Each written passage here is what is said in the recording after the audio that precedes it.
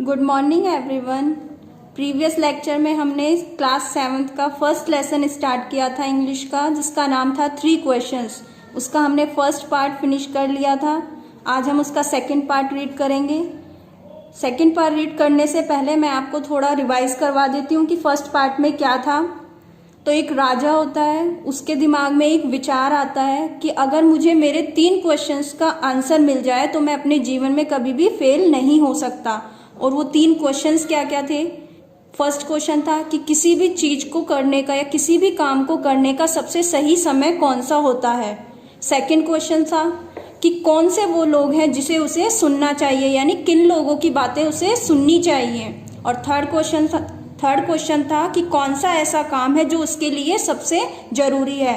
तो अपने इन्हीं 3 क्वेश्चन के आंसर पाने के लिए राजा ने अपने मैसेंजर जो राजदूत थे उनको अपने साम्राज्य में फैला दिया था कि जो भी इन 3 क्वेश्चंस के आंसर देगा राजा उसे क्या देगा, एक बहुत बड़ा रिवार्ड यानी पुरस्कार देगा।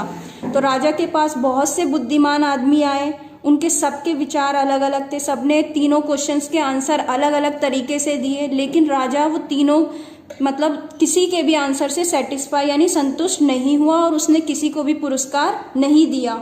फिर लास्ट में राजा ने कहा कि वो अब खुद जाएगा। किसके पास जाएगा? एक हर्मिट मीन्स होता है सन्यासी। एक सन्यासी के पास जाएगा जो कहाँ रहता था? जंगल में रहता था।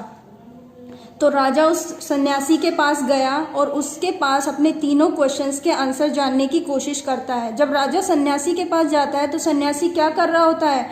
अपनी झोपड़ी के बाहर क्यारियां या गड्ढा खोद रहा होता है। तो राजा उसकी गड्ढा खोदने में उसकी हेल्प करता है और वो उससे अपने जो 3 क्वेश्चंस हैं उनको बोलता है कि मुझे इन 3 क्वेश्चंस के आंसर चाहिए।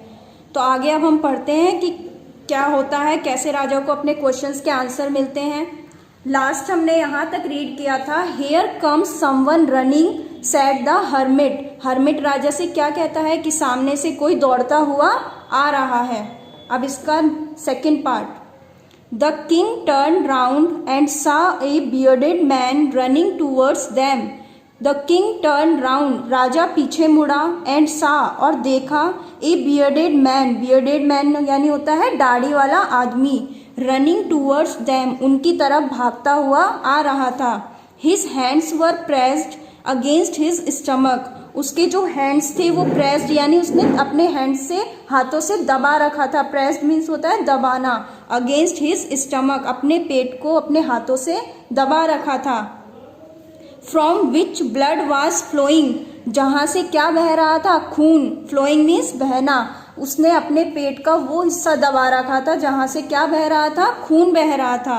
When he reached the king, he fainted and fell to the ground. जब वो आदमी राजा के पास पहुंचा, रीच मीन्स होता है पहुंचना और फेंटेड मीन्स होता है बेहोश। तो जब वह आदमी राजा के पास पहुंचा, ही फेंटेड तो वो क्या हो गया? बेहोश हो गया। And fell to the ground, fell means होता है गिरना, ग्राउंड मीन्स जमीन पर। तो वो बेहोश होकर कहाँ पर गिर गया? जमीन पर गिर गया। The king and the hermit remove the man's clothing and found a large wound in his stomach. तो जो राजा और सन्यासी थे उन्होंने क्या किया? रिमूव मीन्स हटाना, द मैन्स क्लोथिंग उस आदमी के जो कपड़े थे उनको हटाया, एंड फाउंड और क्या देखा? A large wound in his stomach. Wound means होता है घाव। तो उसके पेट पर क्या था? एक बड़ा सा घाव हो रहा था। The king washed and covered it with his handkerchief. Handkerchief होता है रुमाल। राजा ने क्या किया? द किंग वॉश्ड, राजा ने उसे साफ किया, एंड कवर्ड और उसे क्या किया? ढक दिया। कवर्ड मीन्स होता है ढकना, विद हिज हैंडकरचीफ अपने रुमाल से। But the blood would not stop flowing, लेकिन क्या हुआ? इतना करने के बाद भी खून बहना बंद नहीं हो रहा था। The king redressed the wound until at last the bleeding stop, लेकिन राजा तब तक उसकी पट्टियां बदलता रहा जब तक कि खून बहना बंद नहीं हुआ। The man felt better and asked for something to drink. अब वो जो दाढ़ी वाला आदमी था उसे अच्छा महसूस यानी वो अच्छा फील करने लगा और उसने क्या मांगा? पीने के लिए कुछ मांगा। The king brought fresh water and gave it to him. तो राजा उसके लिए क्या लेके आया? फ्रेश वाटर यानी ताजा पानी लेके आया और उसे दिया। By this time the sun had set and the air was cool, और उस समय तक क्या हो चुका था, सूरज डूब चुका था यानी सूरज छिप गया था। एंड एयर वॉज कूल, और हवा में क्या थी, ठंडक हो गई थी। The king with the hermit's help, राजा ने हर्मिट की मदद से carried the wounded man into the hut, carried means ले जाना, वुंडेड मैन यानी वो जो घायल आदमी था। राजा और हर्मिट ने क्या किया, उस घायल आदमी को कहाँ लेके गए, जो हर्मिट की हट थी, झोपड़ी थी, उसके अंदर लेके गए। And led him on the bed, और उसे क्या कर दिया, बेड पर लेटा दिया। The man closed his eyes and lay quiet, आदमी ने अपनी आंखें बंद की और वो ले क्वाइट यानी शांति से लेट गया। The king tired by his walk and the work he had done, अब जो राजा था वो अपनी वॉक यानी जो वो हर्मिट के पास चल के आया था पैदल, उससे भी थक गया था, और जो काम उसने हर्मिट के लिए किया था यानी हर्मिट की हेल्प की थी गड्ढा खोदने में, तो उससे भी वो क्या हो गया था, बहुत ज़्यादा थक गया था। टायर्ड मीन्स थका हुआ। Lay down on the floor, floor यानी जमीन पर, और कहाँ पर लेट गया, जमीन पर लेट गया। And slept through the night, और पूरी रात आराम से सोता रहा। व्हेन ही अवोक, अवोक मीन्स जागना, नींद से उठना, जब वो जागा, it was several minutes before यानी कुछ समय पहले, ही कुड रिमेंबर तो उसे याद आया, रिमेंबर मीन्स याद आना। वेयर ही वॉज और who was strange bearded man lying on the bed was, कि वह कहाँ, वेयर ही वॉज कि वो कहाँ पर है, वो खुद कहाँ पर है। और who the strange beard man, और वो जो अजनबी दाढ़ी वाला आदमी है वो कौन है जो बेड पर लेटा हुआ है। फॉरगिव मी, फॉरगिव मीन्स होता है क्षमा करना। Said the bearded man in a week voice, वो जो आदमी दाढ़ी वाला आदमी था उसने राजा से क्या किया, धीरे से आवाज में कहा फॉरगिव मी यानी मुझे क्षमा करो। When he saw that the king was awake, जब उसने देखा कि राजा उठ गया है। I do not know you, मैं तुम्हें नहीं जानता हूँ। And you have nothing, sorry, and have nothing to forgive you for, said the king, और राजा ने कहा कि मेरे पास तुम्हें क्षमा करने के लिए कुछ भी नहीं है और मैं तुम्हें नहीं जानता हूँ। यू डू नॉट नो मी, कि तुम मुझे नहीं जानते हो, बट आई नो यू, लेकिन मैं तुम्हें जानता हूँ। I am that enemy of yours, कि मैं तुम्हारा वो शत्रु हूँ, एनिमी मीन्स होता है शत्रु। Who swore revenge on you, swore means शपथ लेना और revenge means बदला लेना। On you because you put my brother to death and seized my property। Who swore revenge on you, कि मैं तुम्हें जानता हूँ कि मैं तुम्हारा वो शत्रु हूँ जो तुमसे क्या लेना चाहता था, जिसने तुमसे बदला लेने की शपथ ले रखी थी। क्यों, क्योंकि you put my brother to death, क्योंकि तुमने मेरे भाई की क्या की थी, हत्या की थी। एंड सीज्ड, सीज्ड मीन्स होता है छीनना। माई प्रॉपर्टी, और मेरी प्रॉपर्टी यानी मेरी संपत्ति छीन ली थी। I knew you had gone alone to see that hermit, मैं जानता था कि तुम उस हर्मिट यानी उस सन्यासी से मिलने के लिए अकेले जा रहे हो। And I made up my mind to kill you on your way home, और तभी मैंने अपना विचार बना लिया था तुम्हें मारने का, कि जब तुम घर वापस आओगे तो मैं रास्ते में ही तुम्हें मार दूंगा। बट द डे पास्ड, लेकिन जैसे जैसे दिन बीता, and you did not return, और तुम वापस नहीं आए। I left my hiding place, तो मैं जहाँ पर छुप रहा था मैं अपने उस छुपे हुए स्थान से बाहर आया। And I came upon your bodyguards, और मेरा आमना सामना किससे हुआ, तुम्हारे बॉडीगार्ड से हुआ, यानी जो उसके सैनिक थे उनसे हुआ। Who recognized me and wounded me, recognize means होता है पहचान लिया, तो उन लोगों ने जो उसके बॉडीगार्ड थे उन्होंने उस आदमी को पहचान लिया था और उसे क्या कर दिया था, घायल कर दिया था। I escape from him, escape means होता है बचना, कि मैं उनसे तो बच के निकल लिया, but I should have died, लेकिन मैं मर जाता।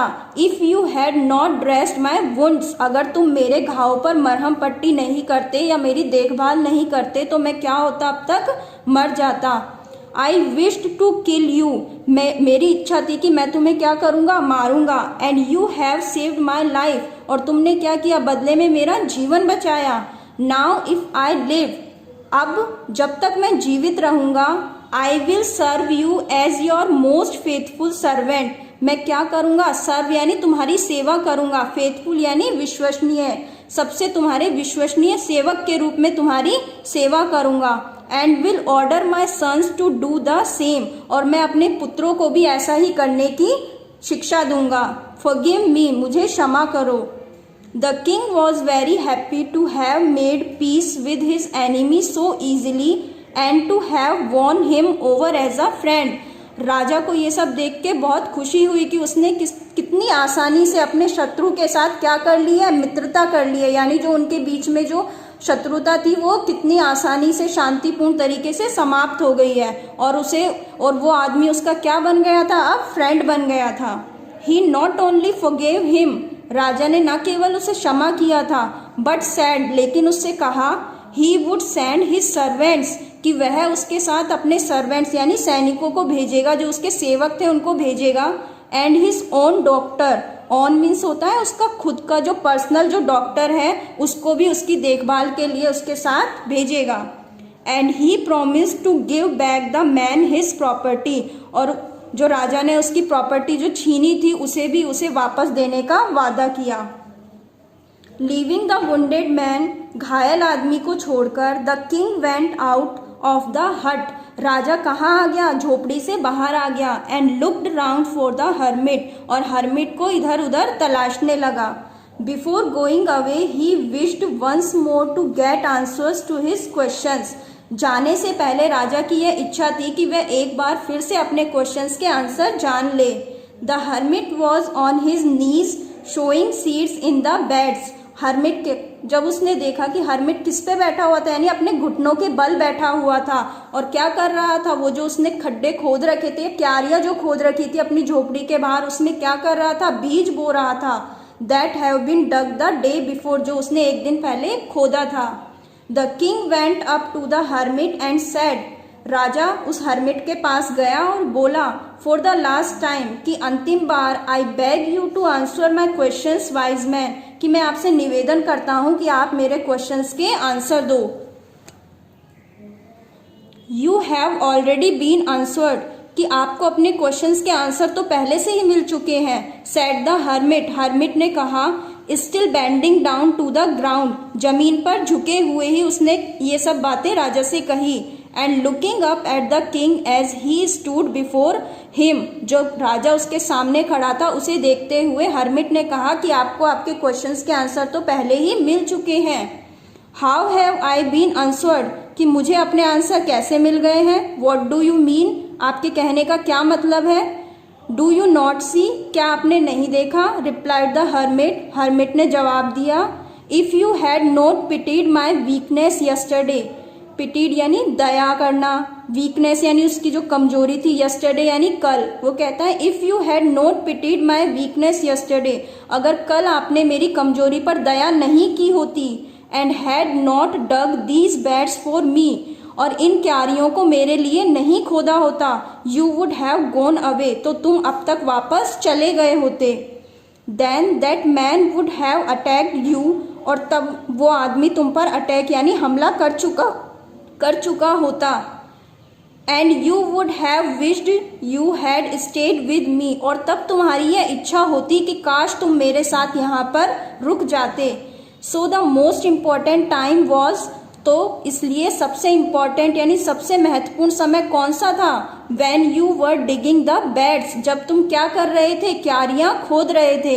And I was the most important man, और मैं उस समय सबसे महत्वपूर्ण आदमी था। And to do me good, और मेरे लिए कुछ अच्छा करना, was your most important business, तुम्हारे लिए सबसे इम्पॉर्टेंट काम था। आफ्टरवर्ड्स, इसके बाद, when the man ran to us, जब वो आदमी दौड़ता हुआ हमारे पास आ रहा था। The most important time was, वह सबसे महत्वपूर्ण समय था। When you were caring for him, जब तुम उसकी क्या कर रहे थे, देखभाल कर रहे थे। Because if you had not dressed his wounds, he would have died without having made peace with you.